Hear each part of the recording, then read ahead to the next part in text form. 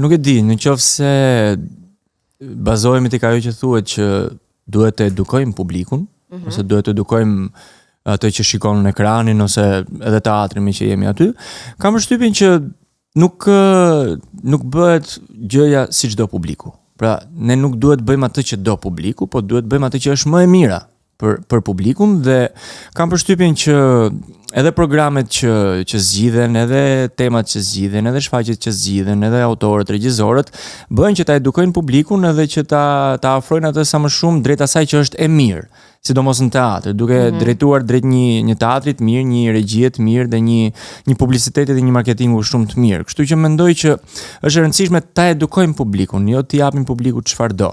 Okej. Interesant. Besoj unë, mund të jem edhe gabim, po Unë në fakt mendoj që ky është roli i artit, jo vetëm i teatrit, edhe i muzikës, edhe i letërsisë, edhe çdo formë. Muzika sikur ka dalë pak nga duart, paktën ata që janë të fushës këtë thon, kurse teatri vazhdon ende të ketë atë rolin edukativ. Okej, teatri ndoshta se është më vështirë të dalë duar, se filmi ka dalë duar. Filmi po. Filmi ka dalë duar çfarë, domethënë, ka ikë drejtim të paditur filmi. Ktheni filmin orë, ç'a bëni?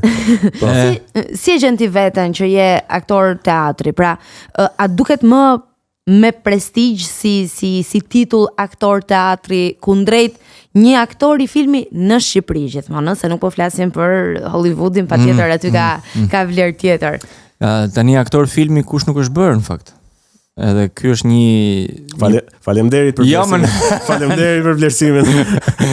Ti je shumë. Vlerësimet e sinqerta janë gjithmonë më të mirat. Jo, shiko, njerëzit që bëjnë një gjë të vogël dhe korrekte, nuk futen në këtë. Ne figurant kemi qenë më gon se aktor, s'kishim role. Do të thënë, nëse bën një gjë korrekte është okay, po ka njerëz që marrin përsipër të bëjnë dhe më shumë gjëra. Të bëjnë role karakterit ose role. Pikërisht, edhe ti kupton që çedon shpesh herë.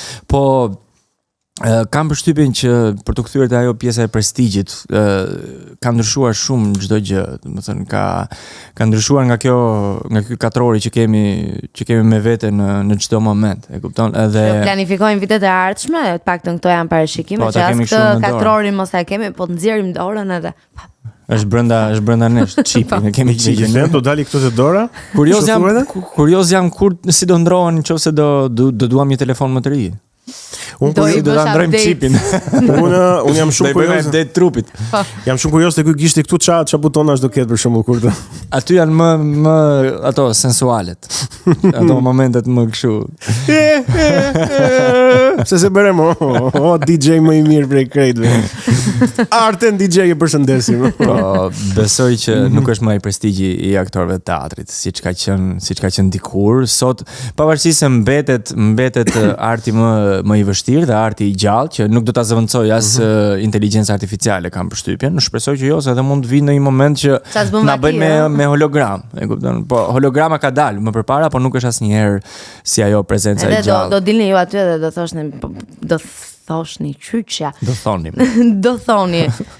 Po marrim një skenar, ishte nat, binte shi edhe po siç e thon ato të AI. Ishte nat, binte shi. Edhe jo shumë gjua shqipe, jo shumë mirë. Ishte nat. Si Google Translate, po. Janë të tmeshme ato kur përpiqen të flasin shqip, domethënë. Mendoj ndonjëherë, edhe nuk e di në qoftë se kam gjetur ndonjë profesion që nuk do të zvendësohet nga inteligjenca artificiale. Është e frikshme. Praktikisht aktorin teatër nuk do zvendësohet. Praktikisht çdo gjë që ne bëjmë mund të zvendësohet përfshirë edhe. Unë kam frikë se mos zvendësojnë mamin dhe babin, po. Është problem. E frikshme është. Thua të ndjejmë dashuri nga një robot?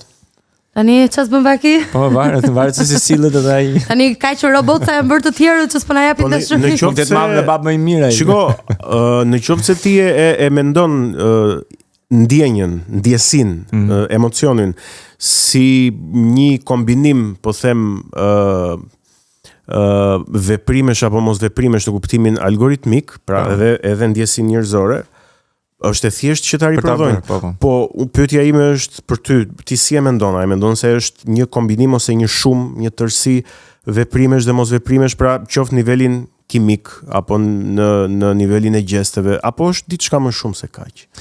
Të them të drejtën, nuk arri dot t'ja jap një për kufizim të saktë, sepse është një ndjenja, është diçka që ose dashuria ose ajo që ne marrim nga dikush, është një gjë që nuk e materializojmë dot, nuk e shohim si aktor dot. në këtë rast. Pra si aktor që përpiqesh ta përçosh. Në momentin që unë bëj rolin e aktorit edhe marr ndjesi nga dikush i gjallë edhe me mish, nuk arri fare ta konceptoj se si mund të jetë nga dikush që prej hekuri që bën tak tak, që është komplet hekur edhe komplet plastik edhe komplet me fije elektriciteti ose diçka tjetër. Sinqerisht nuk arrita kuptoj dhe nuk do arrita kuptoj ndonjëherë, besoj, me këto mend që kam tani, edhe mund të më ndryshojnë rrugës, po nuk arrita kuptoj nëse do ndodhi dhe nuk do ta besoj dot. Për shembull, unë jam një njeri, sinqerisht po e them që ChatGPT nuk e përdor.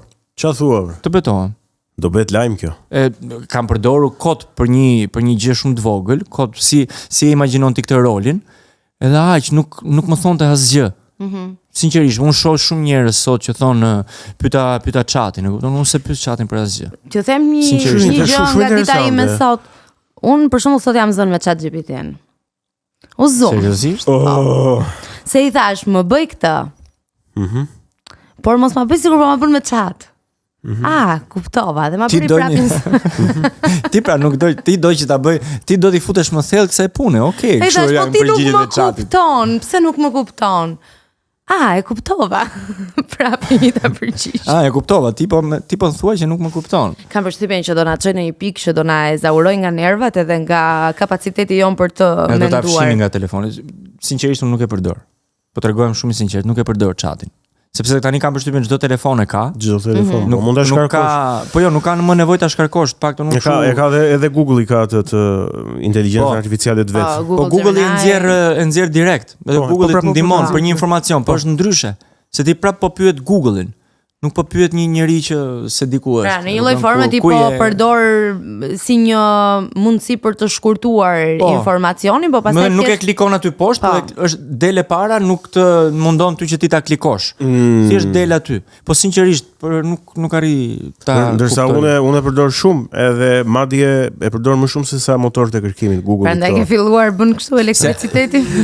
Jam bërë kështu. Jam bërë cyborg. Mos po kthesh një ChatGPT. Jam bërë një chat man, një chat human. Po jo, unë ndoshta e lidhem me profesionin, që s'kam si e pyes atë si do ta bëje ti personazhin e Kudiun.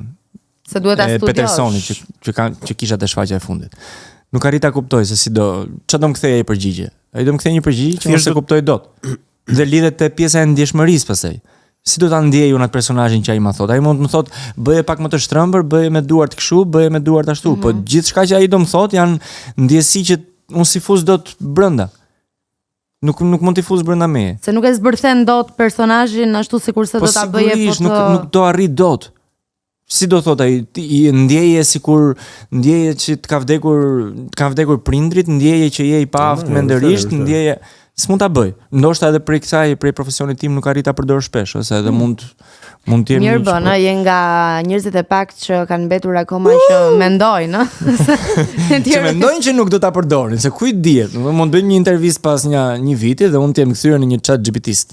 Okej, patjetër. Shiko, besoj që të gjithë do fillojmë edhe do përshtatemi, po kjo është epoka ku po jetojmë, nuk kemi se si e ndryshojmë. Tani zhvillimet teknologjike po ndodhin ditë pas dite. Patjetër. Edhe ata që janë krijuesit e chatbotëve tani më janë duke krijuar peticione për të mos vazhduar me zhvillimin e superinteligjencës artificiale, kështu që për te të mirave ca gjëra të cilat në një lloj forme ndikojnë që në njerëzore i ka edhe ChatGPT-ja.